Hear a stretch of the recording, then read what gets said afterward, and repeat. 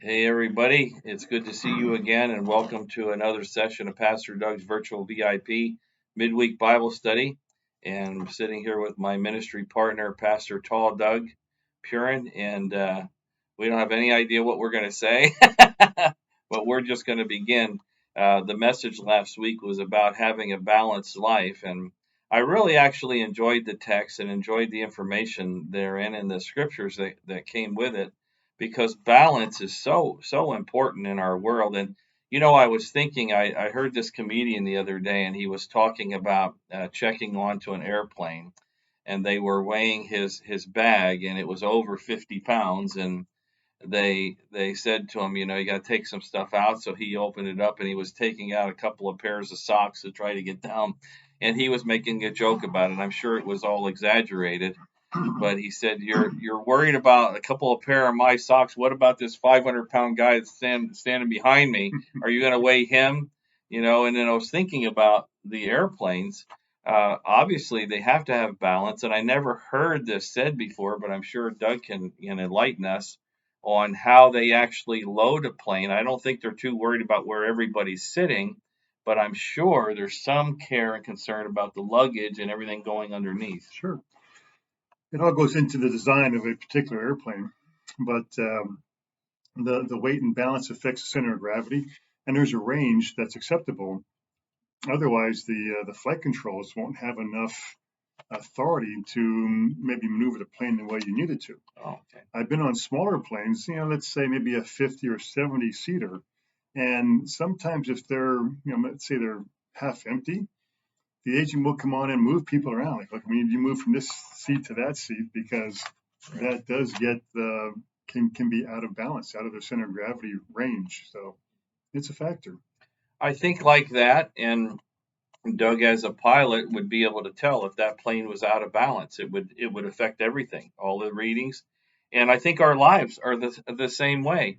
We just went through this series with Doug's wife Melissa about eating a balanced diet and how important that is to our lives. And I think all of us could probably attest to the fact of times where we did eat better than others, and how that affected the total balance of our lives. I mean, it's a big deal. Balance matters. Balance is understood by God. I shared with you some things about the earth and its axis, and I mean, it's easy to describe those things and figure out how important it is to have be of good balance in your life.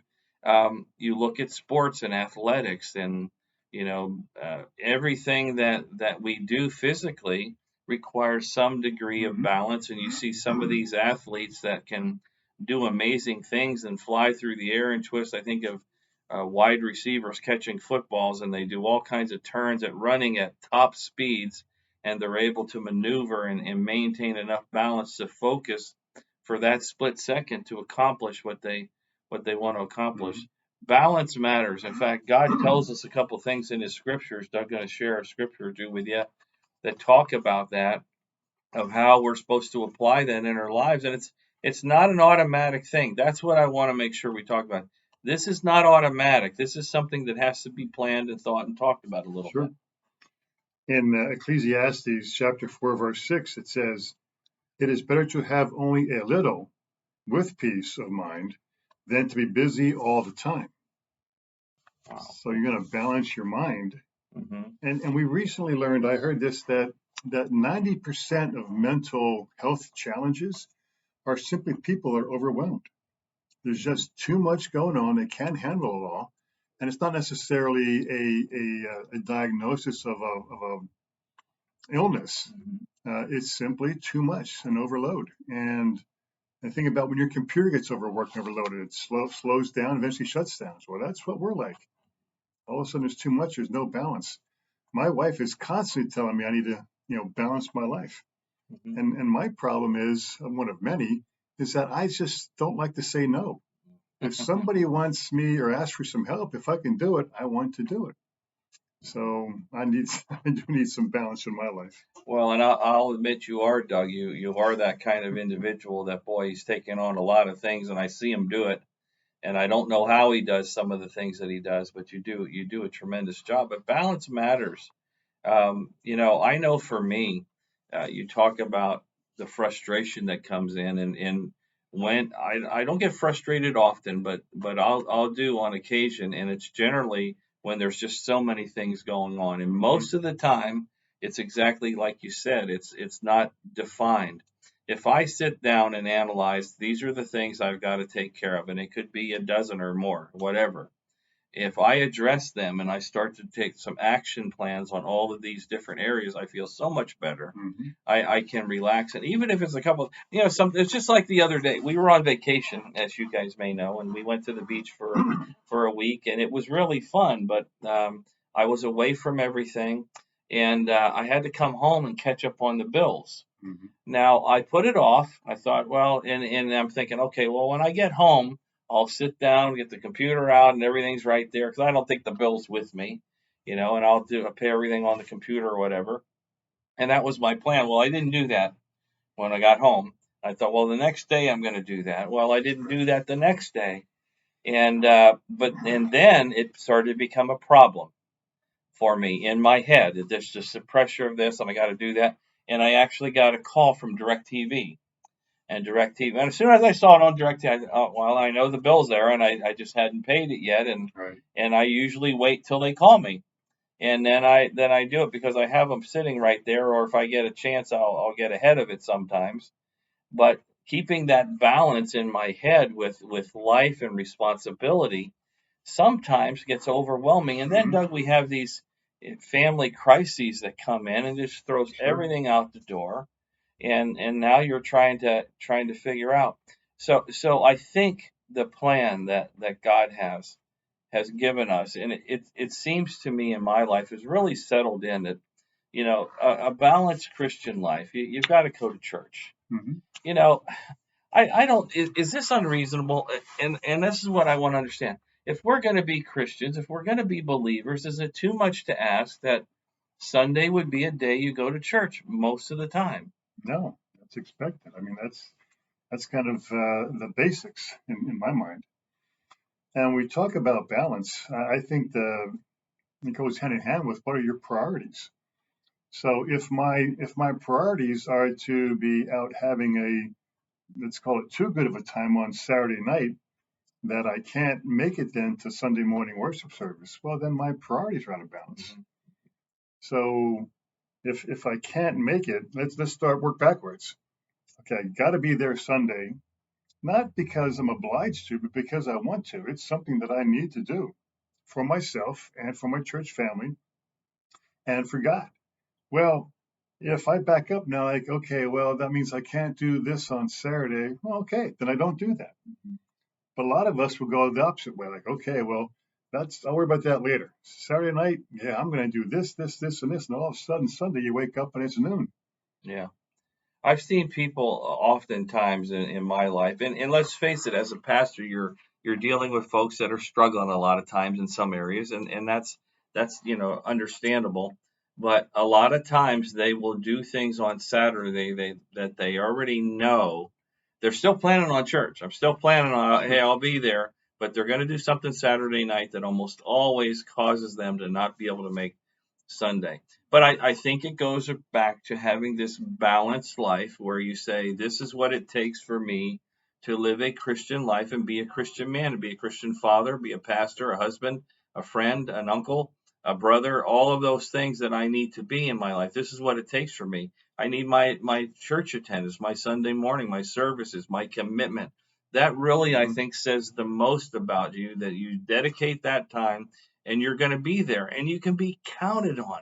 I know beyond a shadow of a doubt when I drive in here on Sunday morning, either this guy is either here vacuuming the sanctuary or he was already here and vacuumed the sanctuary. And then while we're doing music practice about halfway through, he's going to come walking back in because he's back home, got all cleaned up, and he's back. I know for a fact that it's balanced. We understand it. We kind of respect each other and we expect certain things out of each other, and it keeps us to working at a certain level of balance here. Like when we study and prepare for these sessions, like we like we do. For 2 seconds prior, What are we talking about? I don't know. Let's let's see. go. We'll find out.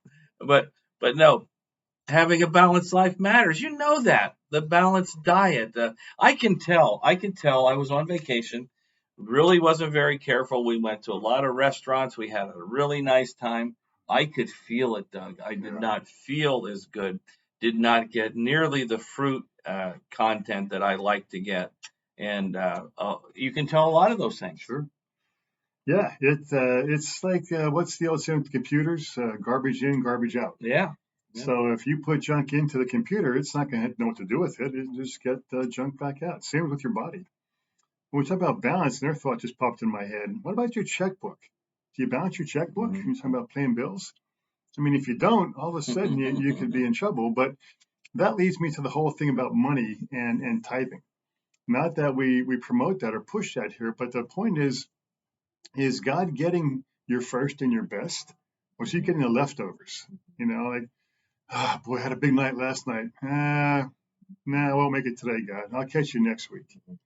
And if that's your effort as being a Christian is a Sunday only Christian, well, you've just gone 2 weeks now without being a Christian. Right. You know, it's a 24/7 commitment. Should be. So you know, you have to rethink your priorities and see, as someone I know famously says, how's that working for you? Yeah. You know, too, I think another thing was balance, and I mentioned it in the message about how they balance a tire. You know, if you've ever seen Mhm. the old-fashioned way, now they have computers and they spin it real fast, and the computer says where it goes. But they used to take a tire on an actual balance wheel, and it had a little circle and a bubble in there, Mhm. and they were setting pieces of metal, which are the weights that were going to go on.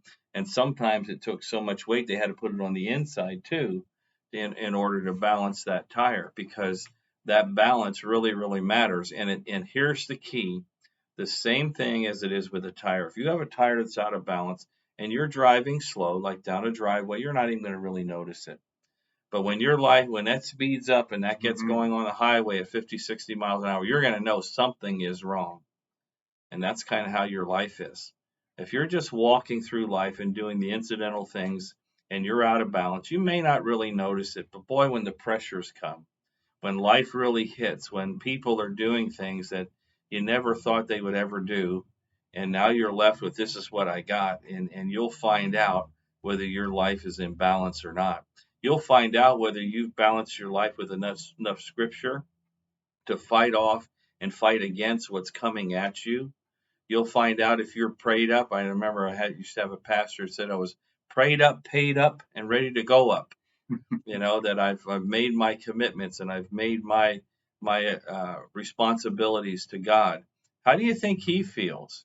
You know, he's doing this all in kind of thing. You see this balance of justice that you see a lot of times on TV, Mhm. and here's God and here's us, and God says I'm all in, and He's giving you everything, including the life of His Son, to protect you. So all He's asking you to do is to honor Him, is to recognize him, is to pray, is to attend church. That's all he's asking for all that he's given us. I don't think it's too much to ask. No, no, not at all. I think it's again not to repeat the whole priorities issue, but is God the focus? If you don't think about Him except on Sunday morning, then you're not really living the Christian life, and you're not getting the most out of it, which you could be. You won't have that peace that the Scriptures talked about. You won't have that peace that transcends all understanding. Someone's going through a horrific event, you know, a loss of a loved one, a cancer scare, whatever it is, and they're not happy, but they have a peace about them. And people go, how are you doing that? Yeah. With God's help, that's the only way. God is all in for us. How far in for him are you? How committed to your Christian life are you? Are you a regular church attender? Are you consistent with your prayer life? Do you pay any attention to the power verses that Pastor Doug goes over every week and we talk about and share, and where they kind of fit and where it came from? Does it matter to you about your devotions? Did you ever attend a small group? Are you still attending? Have you gotten too busy for your small group? Maybe it's time to revisit some of these thoughts and some of these areas. I guarantee you, the more the commitment you make to God, the more he responds and multiplies his love back to you. He keeps it balanced. It's actually not balanced. It's so unbalanced in God's favor. And all he's asking for us is to give him a little bit back. I think we can figure out how to do that. I really enjoyed talking with you. I'm going to be talking this Sunday is Father's Day. I'm going to be talking about respect, believe it or not. And well, I'm going to share with you about how we respect our parents and our fathers. Then the Bible doesn't say respect them if they did a good job. The Bible doesn't say respect them if they were really honorable and were good to you. It doesn't say that. It says we're to respect and honor our mother and father. I'm going to share it a little bit more in detail with you because maybe you didn't have a good relationship with your parents, and that's okay. You can have a good relationship with God, and that's what He wants to have with you. Thanks for joining me, Doug. It's great to see you again. Hope to see you on Sunday morning. God bless you. Thanks for being a part of Pastor Doug's virtual VIP midweek Bible study. I love you guys. Take care. Almost.